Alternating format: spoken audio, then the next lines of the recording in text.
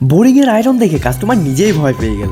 ব্যাপারটা ছিল সকালবেলা মালিক ফোন করে মালিকের বাড়িতে ডাক। বাড়িতে আসার পর মালিক বলল চল একটা সাবমার্সিবল পাম্প তুলতে হবে। চলে আসলাম তারপর সেই কাস্টমারের ফ্ল্যাটে। অনেক মাসাক্কাত করার পর ফাইনালি পাম্পটাকে তোলা হয়। আর তোমরা তো সবাই দেখতেই পারছো বোরিং এ প্রচন্ড আয়রন। আরে তো আয়রন থাকলে আমাদের একটু অসুবিধা হয় বোরিং থেকে পাম্পটাকে তুলতে। পাম্প আর মোটর খুলে বস্তায় ভরে নিয়ে চলে আসলাম সোজা আমাদের ওয়ার্কশপ। আসা মাত্রই পাম্প আর মোটর দুটোকে ডিসমেন্টেল করা। তোমরা শুধু দেখো একবার ইম্পেলার ডিফিউজারের অবস্থা। এগুলো ক্লিন করতে করতে মালিক দেখি এটার জন্য তারও নিয়ে চলে আসে। আজকেই কিন্তু এটাকে ডাউন দিতে হবে, এর জন্য আজকে এত তাড়াহুড়া। দেখো বন্ধুরা এখন বাজে দুপুর 1টা, আমাদের পাম্প আর মোটর দুটোই কিন্তু একদম কমপ্লিট। তারপর একটা কাস্টমার CM4 SA মডেলে একটা মার্বেল কাটার দিয়ে গেল। এটার সমস্যা হচ্ছে ফিল্ড কয়েল জ্বলে গেছে। তারপর কাস্টমারকে খরচের কথা বলা হলো। কাস্টমার বলল জলদি করে বানিয়ে রাখো, একটু পরে নিতে আসছি।